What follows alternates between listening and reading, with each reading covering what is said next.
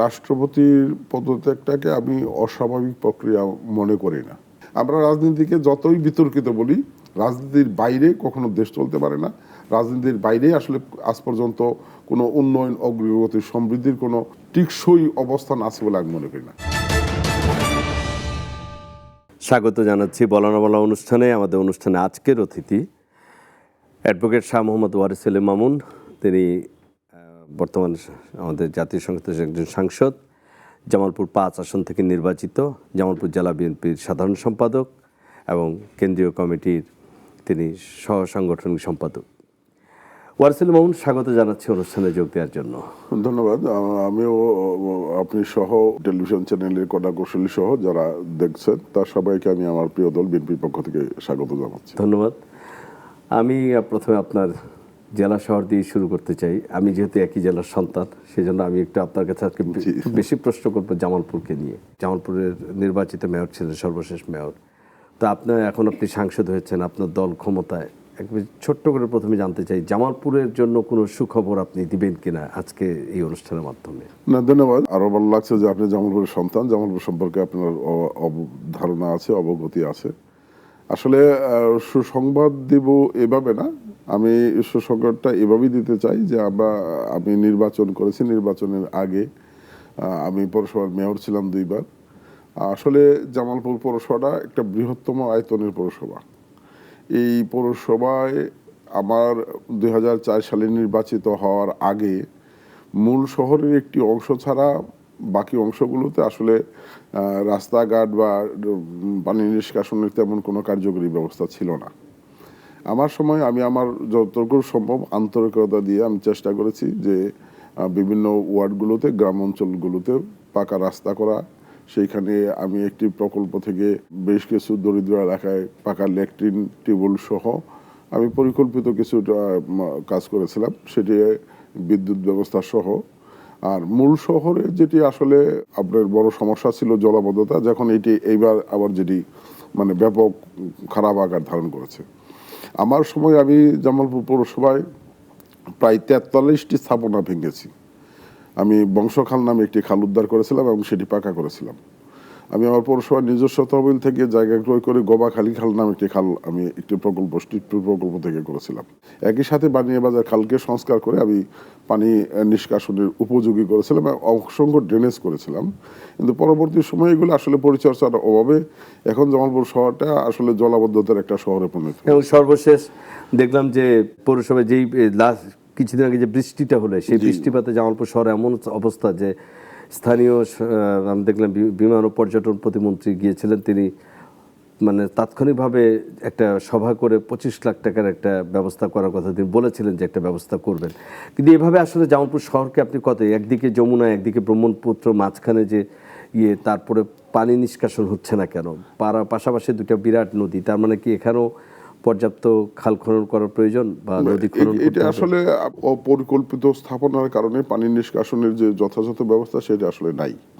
আমি যেটা বললাম যে 3টা খাল আমার সময় আমি করেছিলাম, এই 3টে খালই আসলে পানি নিষ্কাশনের মূল জায়গা। এখন যেটি দাঁড়িয়েছে সেটি হলো যে কিছু মফস্বল এলাকাতেও আপনার পানি যদি আপনি নদীতে বা নিচুতে প্রবাহিত করার জায়গা তৈরি করতে না পারেন, তাহলে শুধু ড্রেন করে লাভ হবে না আর কি। সেই ক্ষেত্রে আমি ইতিমধ্যেই আরেকটি খাল করার জন্য আমি জাতীয় সংসদ সদস্য হিসেবে আমি মাননীয় স্থানীয় সরকার মন্ত্রী মহোদয়ের কাছে একটি ডিও লেটার দিয়েছিলাম, উনি সেটি লিখে দিয়েছেন। এবং আমি এলজিডির প্রধান প্রকৌশলীর সাথে সশরীরে দেখা করেছি। পৌরসভার এই ড্রেনেজ ব্যবস্থা সহ পৌরসভার উন্নয়ন নিয়ে একটি প্রকল্প তৈরি করতে যাচ্ছে সরকার। আমরা আশাবাদী সেই প্রকল্পে যেমন পৌরসভা অন্তর্ভুক্ত হবে এবং এই সমস্যাগুলো সমাধানের একটি স্থায়ী ব্যবস্থা আগামীতে হবে। আপনি যেটা বললেন, প্রতিমন্ত্রী মহোদয় যেটি বলেছেন, আসলে বাস্তবতা হলো যে এখন আমাদের সরকারের বয়স মাত্র 5 মাস চলছে। এখন এই অবস্থায় বর্ষা চলছে। এই বর্ষায় আসলে আমি নিজেও কয়েকটি জায়গায় গিয়েছি সশরীরে।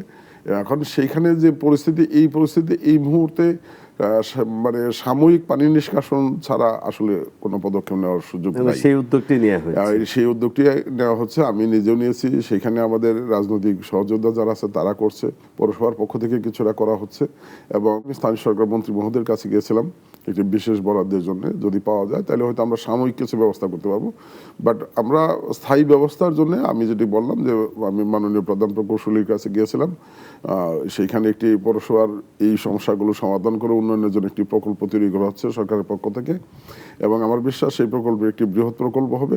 সেখানে জামালপুর পৌরসভা অন্তর্ভুক্ত করার জন্য আমি আবেদন করেছি।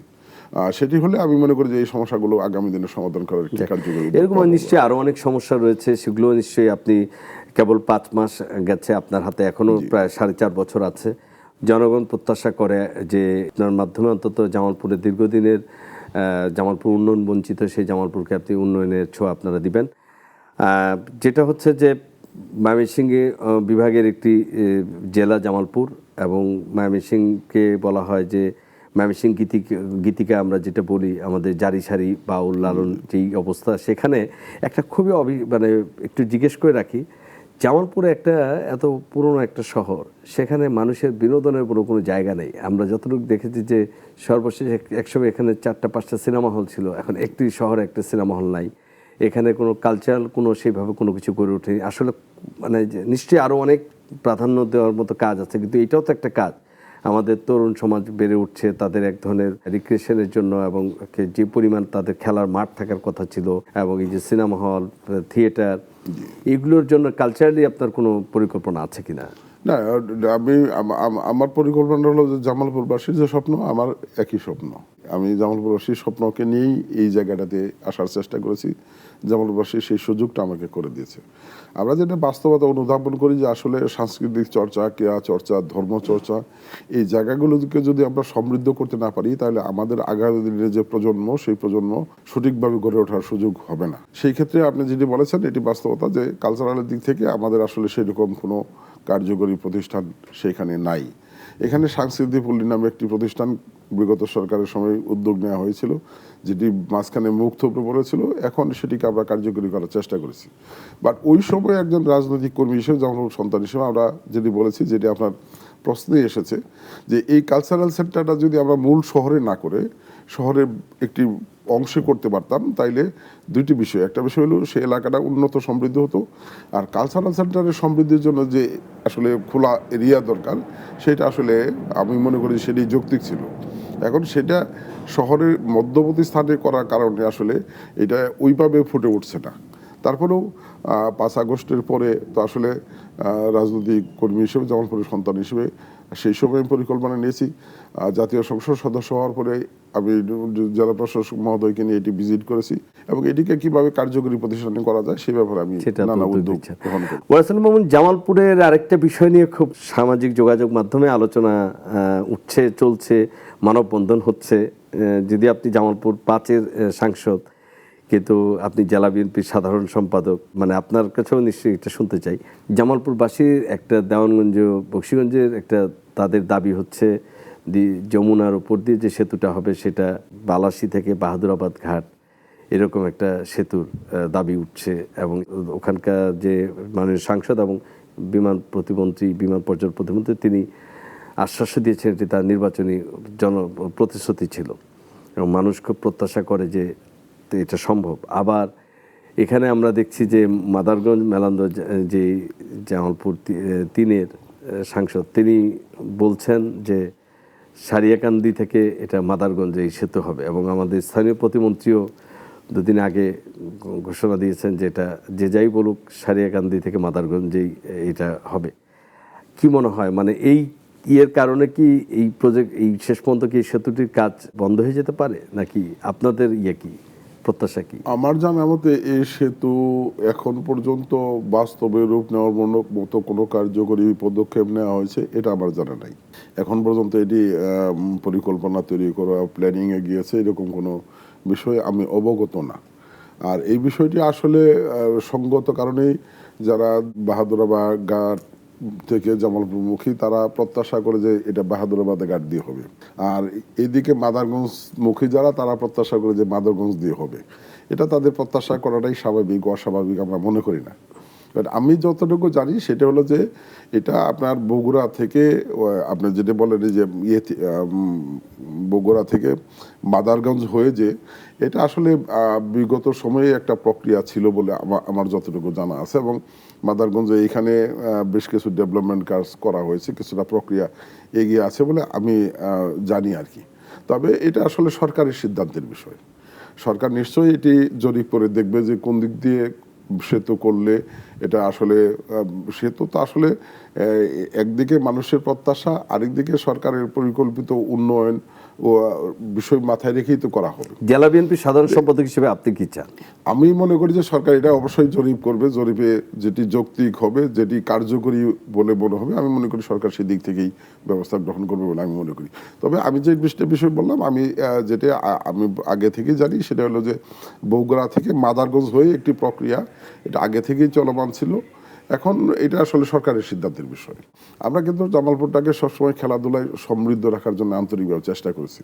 তো বাস্তবতা হচ্ছে যে বিগত সময়টাতে আসলে খেলাধুলা অনেকটা রাজনীতিকরণের কারণে মুখ থুবড়ে পড়েছিল।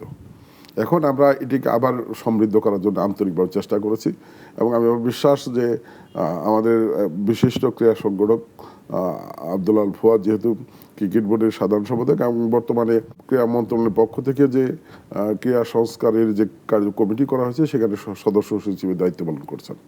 আমার বিশ্বাস যে আমরা এই ক্রীড়ার ক্ষেত্রে অনেক দূর এগিয়ে যাব। পাশাপাশি আপনারা জানেন যে মাননীয় প্রধানমন্ত্রী সহ সরকার ক্রীড়াকে সর্বাধিক গুরুত্ব দিয়েছে। ইতিমধ্যেই যেটি বলেন খেলার মাঠ নাই, মাননীয় ক্রীড়া ও যুব প্রতিমন্ত্রী একটি চিঠি স্থানীয় প্রশাসনকে দিয়েছে যে প্রতিটি ইউনিয়নে যে খাস জায়গাগুলো আছে সেইগুলোকে মাটি রূপান্তর করার জন্য। তো সব মিলিয়ে ক্রীড়া নিয়ে আমাদের একটি বড় পরিকল্পনা আছে এবং আমরা বিশ্বাস করি আগামী দিনে আমরা ক্রীড়ার দিকে অনেক দূর এগিয়ে যেতে পারবো। অবশ্যই, নিশ্চয়ই জামালপুরবাসী অনেক খুশি এবং জামালপুরে একসময় খেলাধুলা একটা বড় জায়গা ছিল। আপনি জানেন যে অনেক ধরনের টুর্নামেন্ট হতো, একসময় শহীদ স্মৃতি গোল্ড কাপ হতো দেওয়ানগঞ্জে, জামালপুরে জেলা ক্রীড়া পরিষদ থেকে অনেক ধরনের আয়োজন থাকতো, সেগুলো দীর্ঘদিন স্থবিরতা বা সেরকম ভাবে আলোর মুখ দেখছে না। ফলে প্রত্যন্ত অঞ্চল থেকে অনেক ভালো কৃতি খেলোয়াড়, আপনার যদি প্রতিযোগিতা না থাকে তাহলে খেলোয়াড়ের জন্ম হবে না আর কি। আপনি যেটা বলেন দেওয়ানগঞ্জের ওই টুর্নামেন্ট এক সময় আলোচিত টুর্নামেন্ট, খুবই আলোচিত ছিল। সেখানে আমিও এক সময় খেলেছি জামালপুর দলের পক্ষ থেকে। ইসলামপুরের টুর্নামেন্ট হতো। তো এখন তো সেই জামালপুরের 5 জন সাংসদে আপনার দলে, তো আপনারা উদ্যোগ নিয়ে তো এটা করতে পারেন। অবশ্যই আমি বললাম তো যে ক্রীড়া ক্ষেত্রে সর্বাধিক একজন মন্ত্রী আছেন, প্রতিমন্ত্রী আছেন, যে পদক্ষেপগুলো নেওয়া দরকার আমরা ইতিমধ্যে সেই পদক্ষেপগুলো নেওয়ার চেষ্টা করছি। আমরা প্রত্যাশায় থাকলাম যে নিশ্চয়ই জামালপুরবাসীকে প্রত্যাশা করবে। আমি একটু জাতীয় রাজনীতিতে ফিরতে চাই। হঠাৎ করে রাষ্ট্রপতি পদটাকে আপনি খুব স্বাভাবিক মনে করছেন কিনা? কারণ যেহেতু অন্যান্য রাজনৈতিক দল এবং অনেক স্পেকুলেশন রয়েছে যে এটা বিএনপি চেয়েছে যে পদত্যাগ করুক, কারণ আর কোনো মানে নিজেদের লোক ছাড়া অন্য দলের দ্বারা নির্বাচিত লোক দিয়ে তারা আর ঝুঁকি নিতে চাইছে না, এরকম কিছু আছে কিনা? দেখেন, রাষ্ট্রপতির পদত্যাগটাকে আমি অস্বাভাবিক প্রক্রিয়া মনে করি না। অস্বাভাবিক প্রক্রিয়া মনে করি না। এখানে সঙ্গত কারণেই একটি প্রশ্ন যে রাষ্ট্রপতি কি এই মুহূর্তে কেন পদত্যাগ করবে। সেই ক্ষেত্রে আমরা দীর্ঘ 17 বছর ফ্যাসিস্টের বিরুদ্ধে সংগ্রাম করেছি। এই সংগ্রামের চূড়ান্ত পর্যায়ে বিভিন্ন রাজনৈতিক দল সহ ছাত্রদের যে অংশগ্রহণ, এটা আমরা শ্রদ্ধার সাথে স্মরণ করি। ছাত্র জনতা, বিভিন্ন পেশা শ্রেণীর মানুষের অংশগ্রহণের মধ্য দিয়ে, জীবনদানের মধ্য দিয়ে স্বৈরাচার ফ্যাসিস্ট শেখ হাসিনার পতন হয়েছে। বাট সেই স্বৈরাচার ফ্যাসিস্ট পতনের ধারাবাহিক আন্দোলন যদি আপনি দেখেন, বিএনপির অবদান সবচেয়ে বেশি এবং বিএনপি সবচেয়ে বেশি ত্যাগ স্বীকার করেছে। তো সঙ্গত কারণে ফ্যাসিস্টের পতনের পরে মহামান্য রাষ্ট্রপতি যিনি পদত্যাগ করলেন, উনি ফ্যাসিস্টের সময় রাষ্ট্রপতি নির্বাচিত হয়েছিলেন। সঙ্গত কারণে অনেকের প্রত্যাশা ছিল যে সেই ফ্যাসিস্টের পতনের সাথে হয়তো রাষ্ট্রপতিরও পতন হবে। কিন্তু দেশটাকে একটি সুস্থ স্বাভাবিক প্রক্রিয়ায় নেওয়ার জন্য আপনাকে কিছু কার্যকরী পদক্ষেপ নিতে হয়েছে এবং আমি মনে করি যে কিছু প্রক্রিয়া অনুযায়ী অগ্রসর হতে হয়েছে। এখন রাষ্ট্রপতি থাকবেন না পদত্যাগ করবেন, এটা যদি ধরেন বিএনপি এখন সংখ্যাগরিষ্ঠ আসন, যদি বিএনপি সরকারের বিরুদ্ধে, রাষ্ট্রপতির বিরুদ্ধে আপনার ইমপিচমেন্ট করতো অথবা অনাস্থা আনতো, তাইলে এটা বলা যেত যে বিএনপি রাষ্ট্রপতিকে সরিয়ে দিয়েছে। বিএনপি কিন্তু সেই জায়গাটাতে যায় না। এটা পরিষ্কার যে রাষ্ট্রপতি স্বাস্থ্যগত কারণে উনি পদত্যাগ করেছেন। এটা কি আসলে ওনাকে বলা হয়েছিল? কেউ বলছেন যে বলা হয়েছিল। সেই জায়গাটাতে কেন যাব? উনি স্বেচ্ছায় পদত্যাগ পত্র দিয়েছেন এবং অসুস্থতা আমরা সেই জায়গাটাতে যাব না। আমরা মনে করি যে উনি স্বেচ্ছায় পদত্যাগ করেছেন ওনার স্বাস্থ্যগত কারণে এবং উনি এবার বিতর্কটা শুরু হয়েছে যে এনসিপি, জামাত ইসলামী এবং আরও কিছু সমমনা দল তারা দাবি তুলেছেন সাবেক রাষ্ট্রপতিকে গ্রেপ্তার করতে হবে, তাকে বিচারের আওতায় আনতে হবে। এবং পক্ষান্তরে আইনমন্ত্রী বলেছেন যে এটা খুব আর্লি হয়ে যাচ্ছে, এখনই এটা বলা যাবে না। আবার স্বরাষ্ট্রমন্ত্রী তিনি পরিষ্কার করে বলেছেন যে তার ইন্ডেমনিটি দেয়া আছে, সেই সুযোগ নাই। এবং তিনি এক কথায় নাকচ করে দিয়েছেন সালাউদ্দিন সাহেব। আপনার কি মনে হয় যে আসলে সরকার কি এই বিষয়ে কি একটা বিপাকে পড়তে যাচ্ছে কিনা? আমার বক্তব্যটা হলো যে এই দেশে আইনের ঊর্ধ্বে কেউ না, সে জায়গায় রাষ্ট্রপতি আইনের ঊর্ধ্বে না। এখন এইখানে এই মুহূর্তে রাষ্ট্রপতিকে মানে গ্রেপ্তার করতে হবে, এই প্রক্রিয়াগুলো থাকতেই পারে, রাজনৈতিকভাবে থাকতেই পারে, কিন্তু আইনগত প্রক্রিয়াটা আইনের দৃষ্টিভঙ্গিতেই এগোনো যৌক্তিক বলে আমরা মনে করি। সে জায়গায় মাননীয় আইনমন্ত্রী গতকালকে একটি সাক্ষাৎকারে বলেছেন যে ওনার বিরুদ্ধে দুদকের মামলা রয়েছে এবং এই মামলাগুলো উনি রাষ্ট্রপতি থাকাকালীন সময় না, রাষ্ট্রপতি হওয়ার আগের ওনার কর্মস্থলের বিষয়ে সেইগুলো তদন্ত চলছে। যদি তদন্তে সত্যতা প্রমাণিত হয় আইন অনুযায়ী ব্যবস্থা গ্রহণ করা হবে। এই কিন্তু স্বরাষ্ট্রমন্ত্রী আবার এটা বলেননি।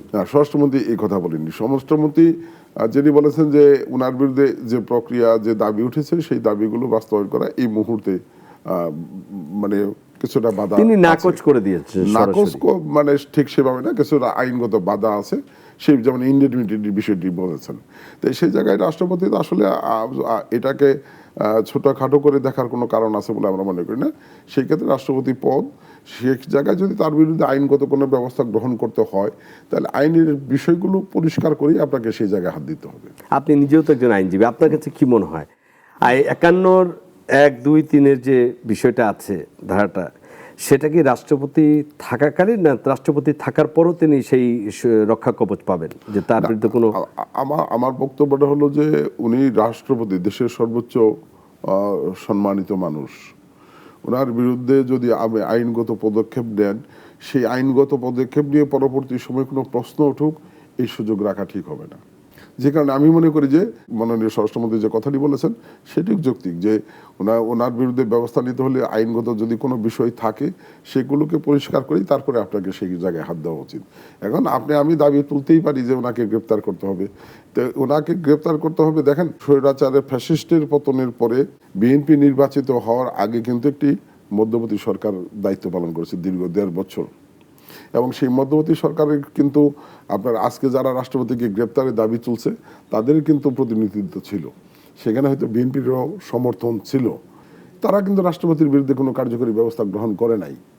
তা আমরা একটি প্রক্রিয়ার মধ্যে, কারণ আপনারা সমর্থন করতে দেন নাই, এটা তারা বলে যে বিএনপির জন্য আমরা পারি নাই। বিএনপির জন্য পারে নাই, এইটা যারা যখন তারা ব্যর্থ হয় তখন তারা দায়ভার বিএনপির কাঁধে তুলে দেওয়ার চেষ্টা করে।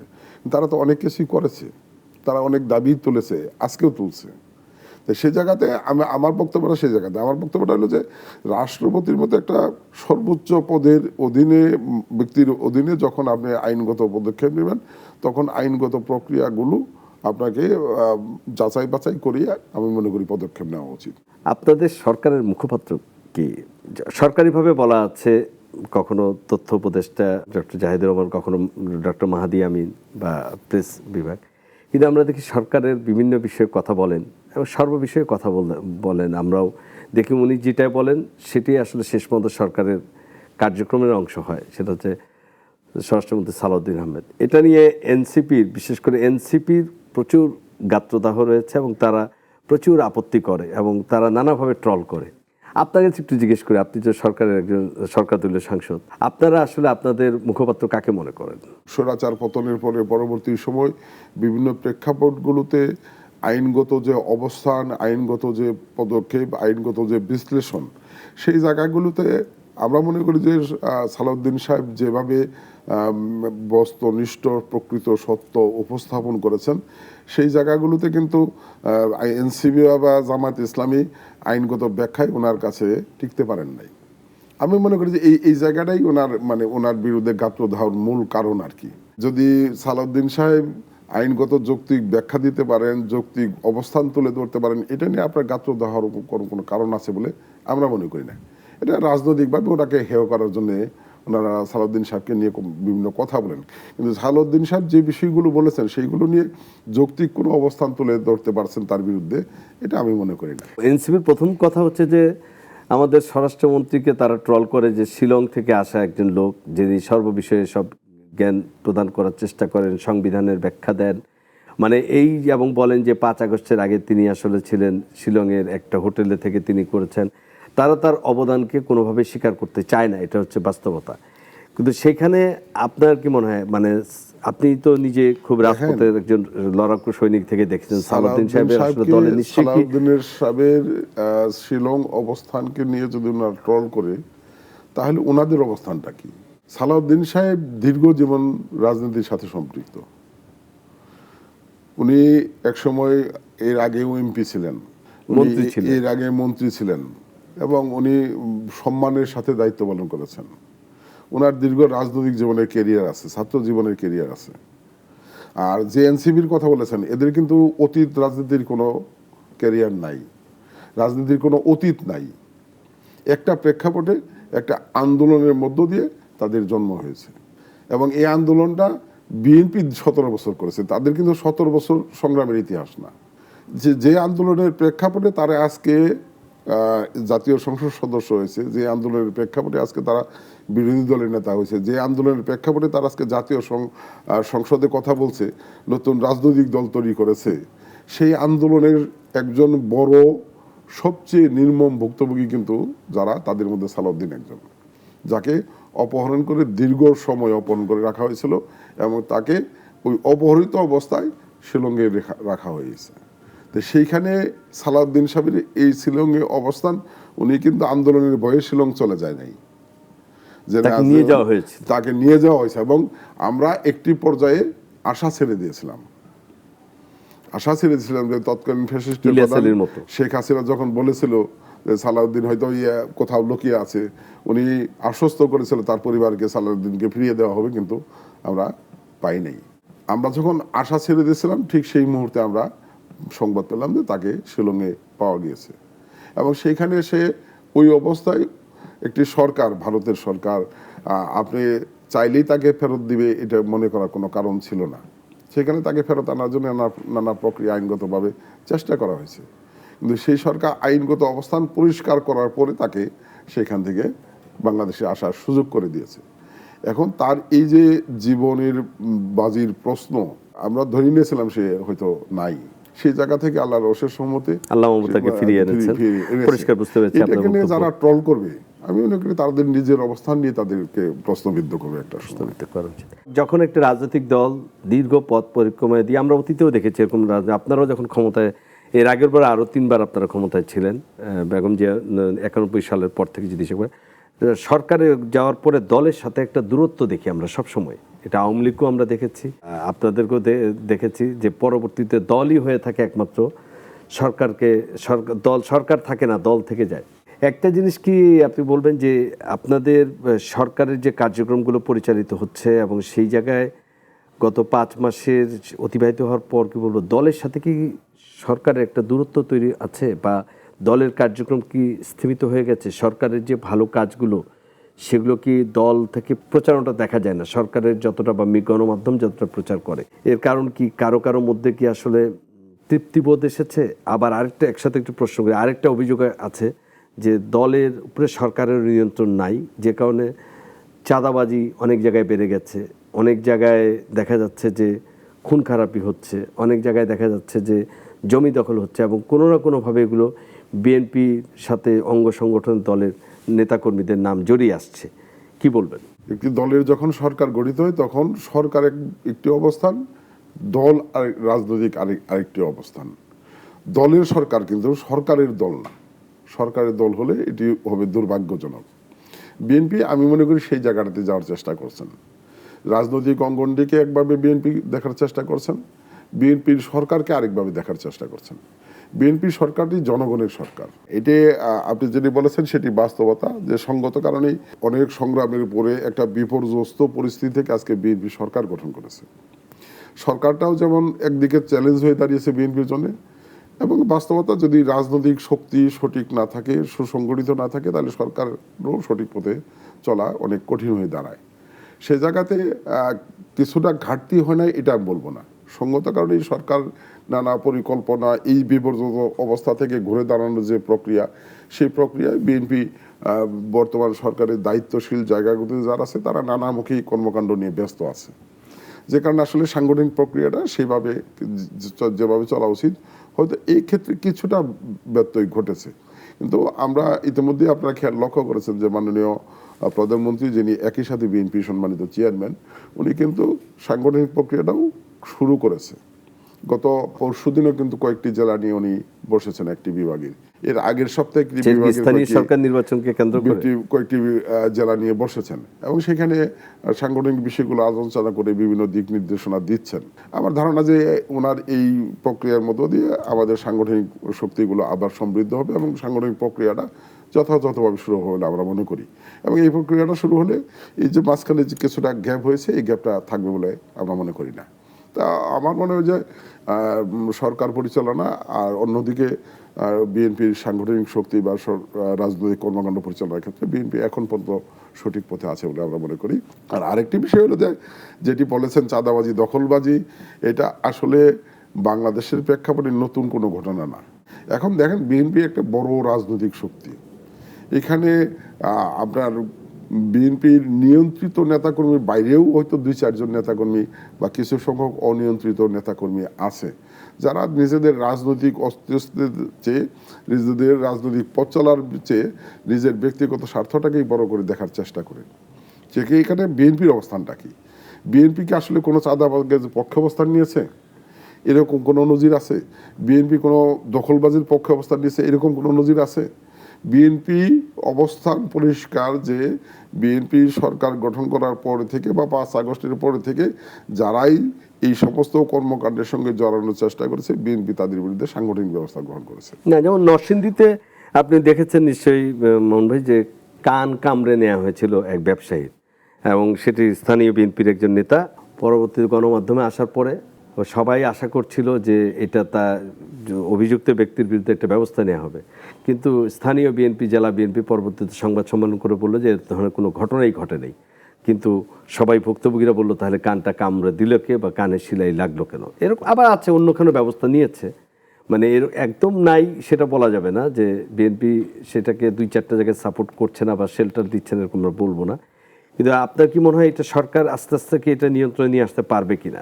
আমার বিশ্বাস যেটি এবং আমি যেটি মনে করি যে সরকার যদি নিজেকে টিকিয়ে রাখতে চায়, এই জায়গাগুলোতে সরকারের এই জায়গাগুলোতে রাজনৈতিক শৃঙ্খলার বাইরে যে যারা যাবে তাদের বিরুদ্ধে ব্যবস্থা না নিলে সরকার নিজেই বিতর্কিত হবে এবং সরকার ক্ষতির সম্মুখীন হবে। বাংলাদেশের প্রেক্ষাপটে 17 বছরের মানুষ নির্যাতিত বঞ্চিত মানুষের প্রত্যাশার সরকার।